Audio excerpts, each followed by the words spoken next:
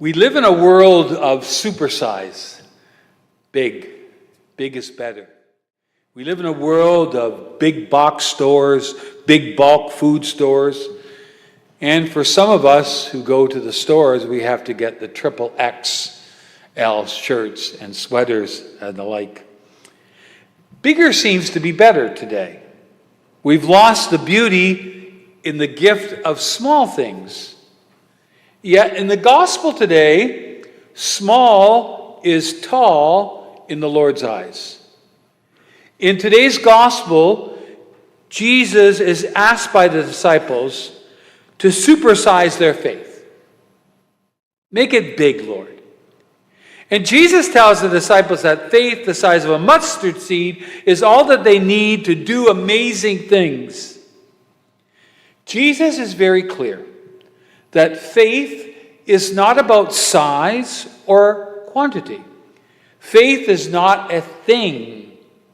It's a relationship of trust and love. Let me say that again. Faith is a relationship. It's a relationship. It's not about going to a building each week.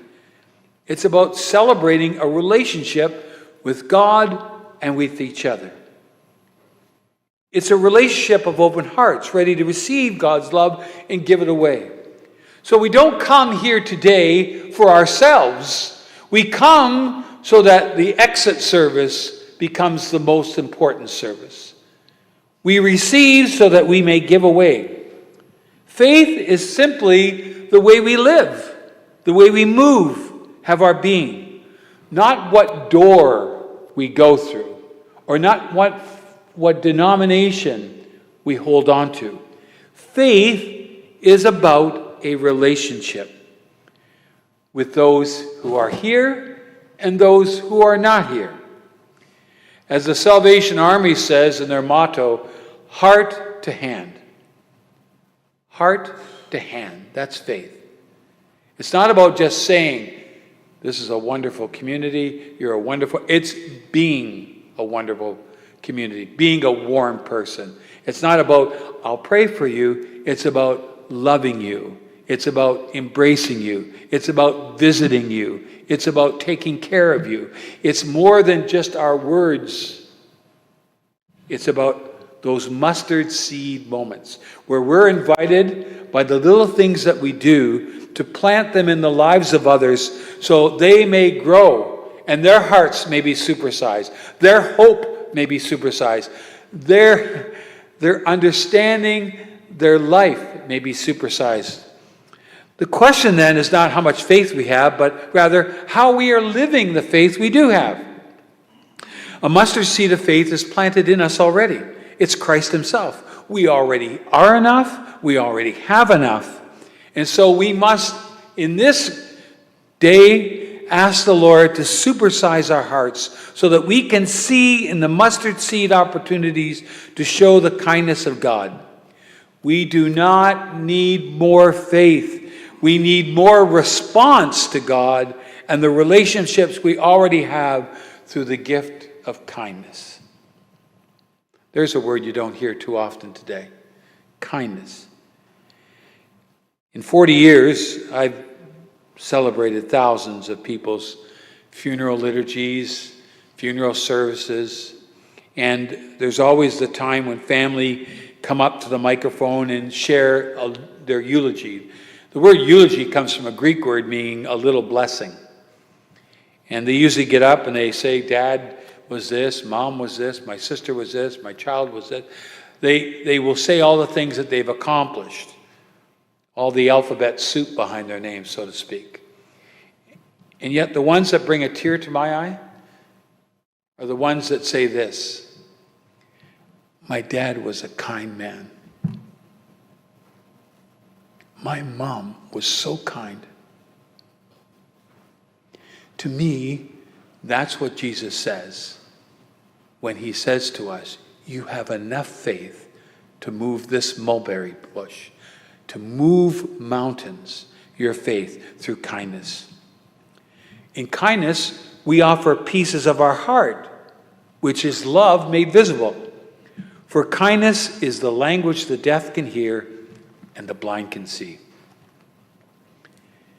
Seeds of kindness is fundamental to God's kingdom and our human existence. We ask the Lord to supersize our kindness today. I will guarantee you that you're going to be provided with many mustard seed moments this week. That phone call you get for help, consolation, just to talk. That person that wants to take that parking spot, you got there first. The person who's struggling with the child in that grocery buggy in front of you. That person waiting in the doctor's office who may not get the good news they're anticipating. These are all mustard seed moments. The person that walks with you down the street, the person you bump into at the bus shelter. There are so many mustard seed moments, so little ordinary. It's in those ordinary moments, those little mustard seed moments, where we are invited to supersize people's hope, to give them hope today. There's so many people that need hope. Look at our world. Our world needs hope. Our world is frightened. Our world is living on the edge. People are living with so much anger in their hearts. People need to know that the spirit of humanity, which is love, exists. My friends, every day I walk my 5 kilometers with 2 gentlemen. One's 85 and the other one's in his late 70s. And they've taught me a gift that I've kind of put in the back shelf, so to speak, because I walk with them up in the country, and the small towns have a different spirit than the GTA cities. But they say hello to everybody. I used to do that all the time. Say hello to everyone until my kid said, "Don't say that, Dad. They'll think you're strange. You should be locked up somewhere." But up there, we would meet hundreds of people during our walk. Good morning, morning, morning. And they don't even know them, but they're saying good morning.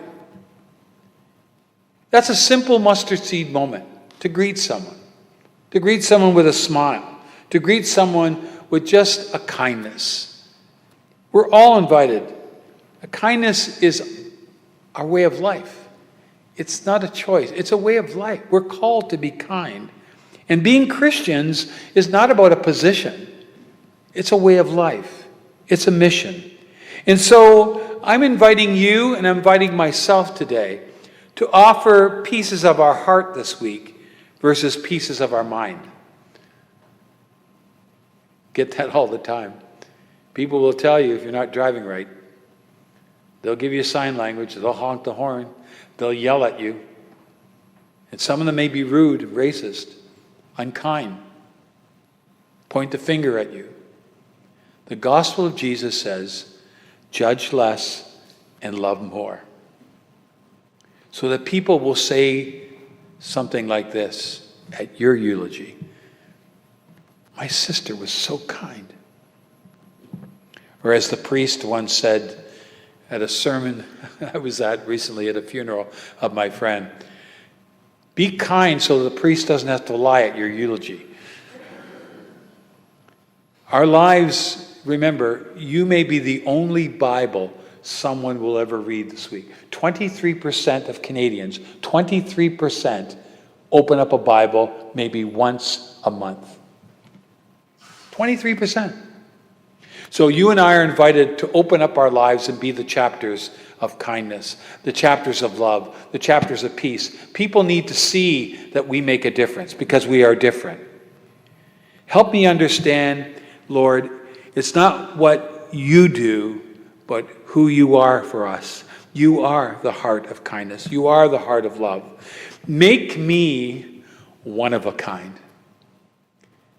When we were growing up, my mother, God bless her, she would say, he's one of a kind. But it was never said in a positive way. It was meant to say they were different. And it wasn't different in a nice way. But I want you to be one of a kind. One who is kind. You are one of a kind. By supersizing your hearts and offering mustard seed moments to people who need to grow up in a garden of hope, who need to grow up in knowing it's going to be okay. Like my mother would say, all is well, God is on the throne. So no matter what we are going through, may I offer you a mustard seed moment of encouragement today. All is well, God is on the throne. Whatever you're going through, God is on the throne. Whatever anxiety, whatever medical issue, whatever financial issue, whatever you are going through, God knows your name, God knows your place, God knows your heart, because God is speaking to you as I speak and telling you, I am on the throne. I am looking after you. And so, in this age of supersizing, a big box, big drinks, big clothes, big everything, I'd ask that we have a big heart in little ways this week. That our hearts may become bigger by the kindness that we show to one another. May God become bigger than my selfishness. May God become bigger than my fear. May God become bigger when I don't trust. Let us then ask God to supersize our hearts so that we, during this week, may offer in those mustard seed moments an opportunity for us to show our hearts and the heart of God. May Jesus Christ be praised. Amen.